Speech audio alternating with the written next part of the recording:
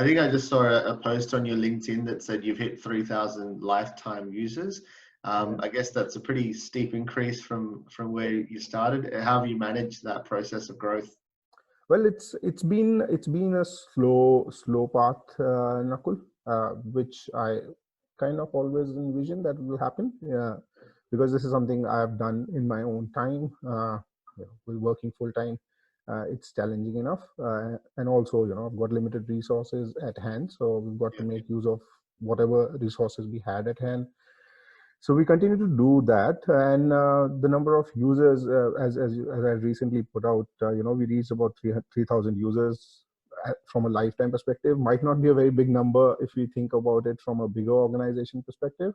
However, as a what do you say, a garage setup thing, to see your idea has been at least able to reach about 3,000 people. That's considerably a good number, I would say, a good starting number.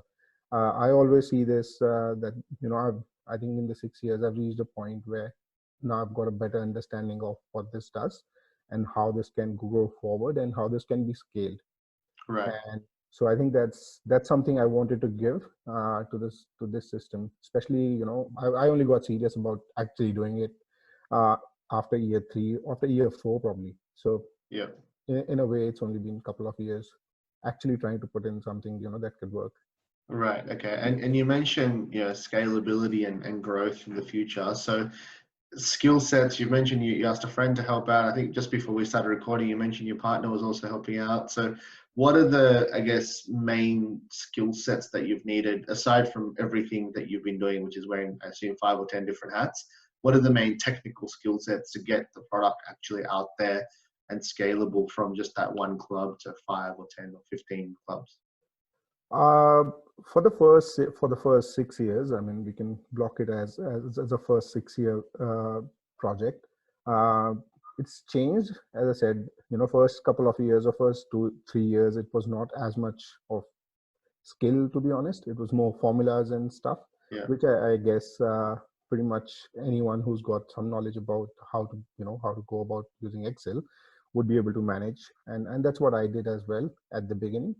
uh, Going to year 3 and 4 is when I use a lot more of WordPress and things that I could do with such a system by myself. Yeah. Not being a very technical person myself, I had to kind of go through, read, watch videos to how to do and make something like this possible. Again, I didn't have the resources to go to someone to do it or build it for me at that point in time, so I had to do it all by myself. So I did that. But I think in the last couple of years we've had reached out to a few other organizations who can build the system, because it's a more